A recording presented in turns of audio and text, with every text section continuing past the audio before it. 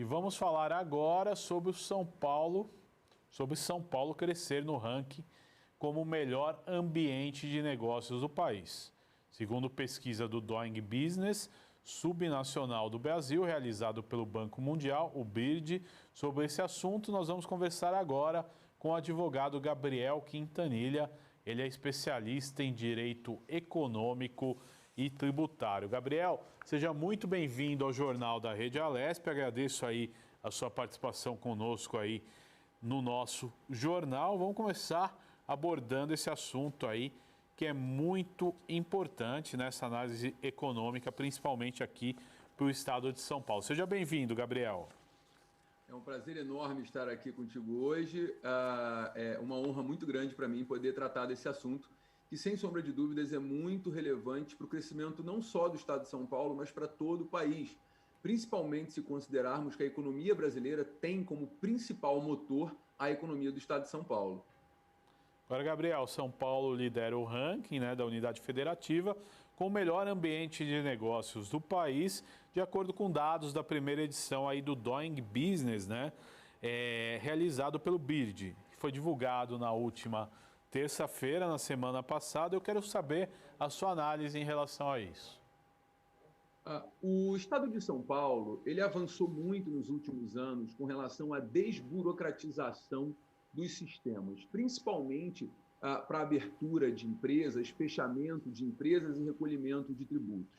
Foram avanços muito importantes frente aos demais estados do Brasil. Hoje, por exemplo, em São Paulo, é possível uma alteração de contrato social em 2, 3 dias. E isso é extremamente relevante para o empresário. Além disso, a própria Secretaria de Fazenda do Estado de São Paulo criou programas de compliance tributário, como o programa Nos Conformes, que permite que contribuintes que recolhem os tributos em dia possam ter um canal direto com o governo, com a Secretaria de Fazenda, né? Permitindo, então, que as multas sejam reduzidas. Então, quando a revista do InBusiness ela analisa a possibilidade de crescimento do Estado de São Paulo, ela avalia de forma muito positiva, porque realmente é o Estado que mais avançou na desburocratização. E sabemos que no Brasil a burocracia, principalmente a burocracia tributária, é um entrave muito grande para o desenvolvimento e para o crescimento de empresas. É muito importante que o Estado mantenha esse avanço para a retomada pós-Covid. Agora, você citou nessa retomada pós-Covid, nós temos aí na agenda crise de energia, crise hídrica e talvez uma terceira onda aí que começa a ser eminente no nosso país e no estado de São Paulo. Todas essas previsões, elas podem prejudicar o PIB? O cenário brasileiro realmente não é um cenário tão favorável. Há uma preocupação muito grande com relação à crise de energia gerada pela crise hídrica. Essa preocupação ela é real e pode gerar um impacto profundo na inflação brasileira.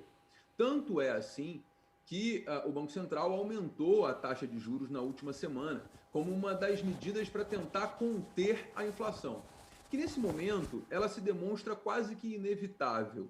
No mundo inteiro há um crescimento inflacionário, principalmente porque houve um período de mais de um ano sem produção de bens da vida, sem produção de peças. Então os preços necessariamente eles acabam subindo, porque com a retomada da economia, as pessoas voltam às ruas, voltam a consumir e a produção não segue essa velocidade do consumo, gerando sim uma inflação que ela é presente, principalmente hoje vemos isso nos Estados Unidos e em alguns países da Europa. No Brasil não será diferente. A grande preocupação que nós temos aqui, mais até que a terceira onda da Covid, veja, economicamente falando, e eu não digo com relação às vidas que se perdem, que cada vida tem que ser resguardada, mas economicamente a crise hídrica que impacta na geração de energia, impacta no preço da energia elétrica, sem sombra de dúvidas, ela é um fator a ser uma preocupação, porque efetivamente haverá uma necessidade muito grande de demanda por energia elétrica nesse período de retomada. Então, o impacto no PIB pode existir? A resposta é sim. Nós ainda temos um cenário muito incerto para o Brasil, porque a vacina, infelizmente, ela não tem uma velocidade que deveria, e além disso, existem esses entraves econômicos que precisam ser solucionados. Vamos torcer para que o impacto seja o menor possível, porque ainda temos o setor de exportações, principalmente de itens básicos, ainda muito aquecido. E a tendência é um aquecimento ainda maior para a exportação e para o agronegócio. Agora, importante dentro disso tudo também, que patamar o estado de São Paulo se encontra aí nessa retomada do pós-pandemia? Olha, o estado de São Paulo é, sem sombra de dúvidas, o estado, dentre os estados brasileiros, o mais preparado para essa retomada. Há uma concentração no estado de São Paulo das principais indústrias do Brasil e é a principal economia da América Latina. Portanto, a economia de São Paulo ela é capaz de absorver a economia brasileira. Fazendo um pequeno comparativo, por exemplo, com o Rio de Janeiro, né, a nossa queda econômica aqui no Rio de Janeiro, por exemplo, foi muito superior à queda econômica do estado de São Paulo. Porque o estado de São Paulo ele é um estado atrativo economicamente, por quê? Pela desburocratização, fato esse consolidado na pesquisa realizada pelo ranking Doing Business. Além disso, você tem um cenário comercial mais favorável e até mesmo uma concentração maior de indústrias, empresas e certamente de mão de obra qualificada. Agora, outro ponto que é importante dentro disso, né?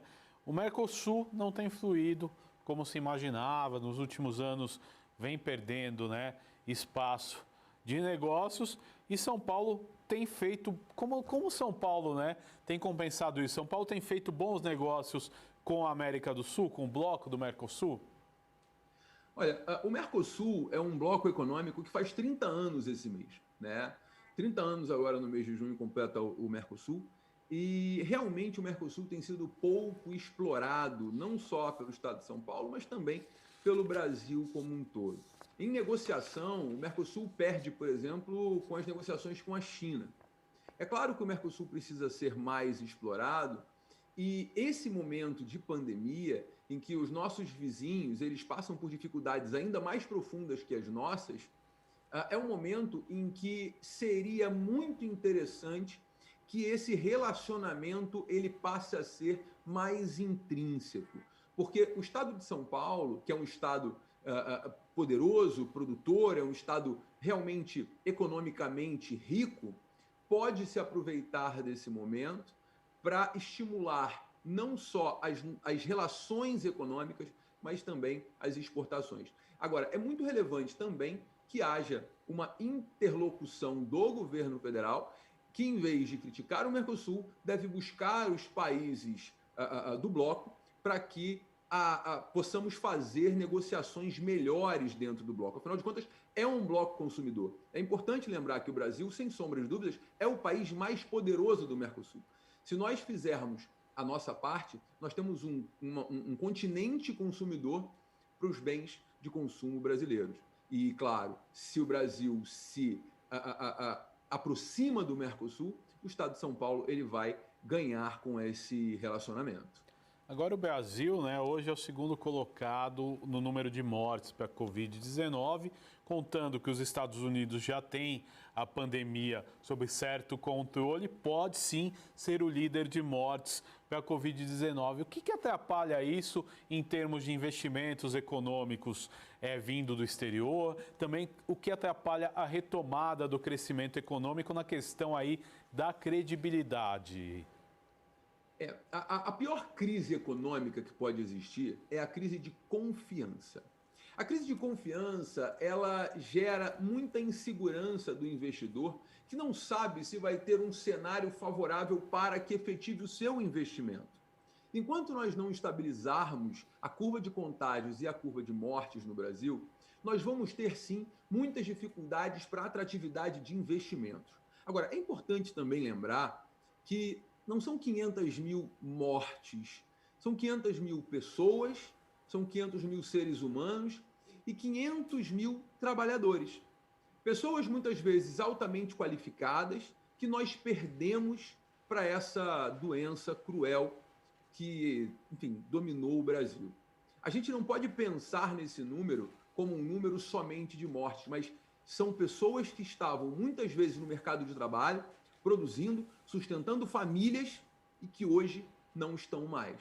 Isso gera um impacto econômico, sem sombra de dúvidas, muito relevante, porque são pessoas que, estatisticamente, poderiam viver mais 18 anos de vida produtiva. Haverá uma necessidade de substituição dessas pessoas. Mão de obra técnica que se perdeu por uma doença em razão de uma política mal conduzida, uma política de segurança, de saúde mal conduzida.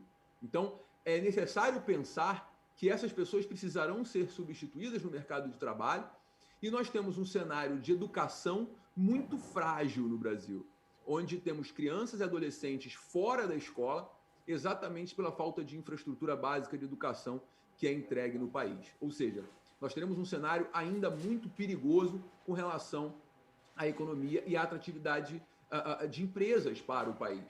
Por um motivo muito simples. Perdemos mão de obra, as pessoas ainda têm medo de ir para a rua e, além disso, ainda há o risco da terceira onda, que caso aconteça, novos lockdowns irão acontecer, novos fechamentos e, mais uma vez, as empresas perderão faturamento e perderão a atratividade.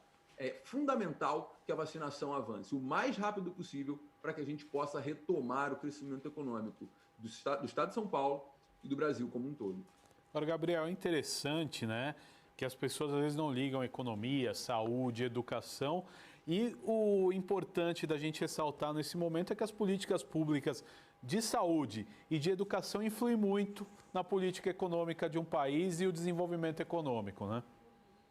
Sem sombra de dúvidas, porque se você não tem mão de obra qualificada, você não tem produção econômica. Diga-se de passagem, um dos grandes erros da economia brasileira foi dar um estímulo muito maior para o ensino superior, por exemplo, em detrimento do ensino técnico. Hoje, no Brasil, a mão de obra técnica, ela é, de um modo geral, uma mão de obra já mais idosa, porque são pessoas que vêm da década de 80, fazendo cursos técnicos que não existem mais no Brasil. Países economicamente evoluídos, desenvolvidos, como é o caso da Alemanha, a mão de obra técnica, ela é a mão de obra mais avançada e mais qualificada. Aqui no Brasil, nós tivemos investimentos em educação muito ruins nos últimos anos, estimulando somente o ensino superior, inundando o mercado com profissionais de ensino superior, muitas vezes de baixa qualidade, que o mercado não foi capaz de suportar. Então, hoje, nós temos um cenário de Covid em que as pessoas estão morrendo, nós temos um cenário de Covid em que a mão de obra especializada está morrendo e haverá necessidade de substituição. E mais do que isso, educação. Hoje, 15% das crianças brasileiras em idade escolar estão fora das escolas. Essas crianças chegarão ao mercado de trabalho sem nenhuma condição de atender às necessidades econômicas. Hoje, as empresas que buscam mão de obra especializada estão com dificuldades de contratar. Por quê? Porque no Brasil não existe esse elo que deve ser feito entre educação, emprego e economia. Afinal de contas, uma população educada, ela produz mais. Uma população educada, ela é capaz de buscar novos postos de trabalho e, com isso, a economia se desenvolve. Agora, um outro fator, né, e a gente entrando nesse tema da desburocratização, quais os principais fatores aí? A gente falou bem do Estado de São Paulo, que já está avançado nessas etapas, mas a gente vê no cenário brasileiro em geral, que também influi no Estado de São Paulo. O que precisa ser feito para desburocratizar? Quais as ações que devem ser tomadas aí e como a tecnologia pode auxiliar o desenvolvimento aí de ações de desburocratização? Olha, o Estado de São Paulo, por exemplo, adotou uma medida muito simples, foi medida dentro da junta comercial. A junta comercial do Estado de São Paulo, ela é uma das mais rápidas do Brasil para o registro de contrato social e alteração de contrato social, além da baixa da empresa. Esse instrumento é um instrumento que gera muita segurança para o empresário, que precisa de rapidez, muitas vezes, para mudar sua atividade. Essa é uma medida que poderia ser adotada por outros estados do Brasil, que já seria uma medida também muito interessante. Um outro ponto relevante que existe no Estado de São Paulo é o acesso às informações fiscais. O Estado de São Paulo ele permite que as empresas contribuinte de ICMS, que é o principal imposto a ser arrecadado pelo Estado de São Paulo, por todos os estados do Brasil, diga-se de passagem, permite um canal direto para aqueles contribuintes que recolhem o tributo em dia, que são classificados como contribuintes classe A, que eles possam tirar suas dúvidas do nosso complexo sistema tributário. Isso gera uma desburocratização. O tempo de abertura e fechamento de empresa em São Paulo é muito mais rápido do que em outros estados da federação.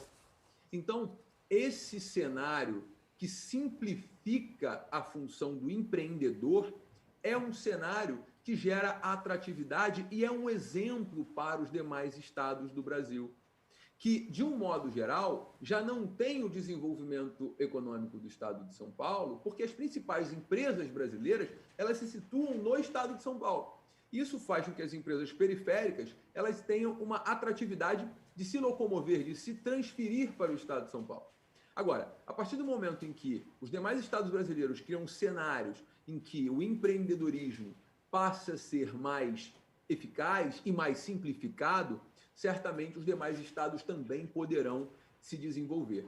E esse ponto é muito importante, porque, na verdade, o que nós temos hoje é a economia de São Paulo pautando a economia brasileira. A economia de São Paulo hoje é, sem sombra de dúvidas, a mola da economia brasileira. De modo que essa descentralização é fundamental para o crescimento do país. Porque, comparando o PIB do estado de São Paulo com o PIB dos demais estados, nós temos realmente uma discrepância muito grande. Gabriel Quintanilha, eu quero agradecer a sua participação no Jornal da Rede Alesp desta segunda-feira. Muito obrigado aí por nos esclarecer sobre esse tema. Foi um prazer enorme, agradeço demais essa possibilidade e me coloco à disposição. Um ótimo dia, uma ótima semana. Certo, falamos aí da retomada econômica do estado de São Paulo.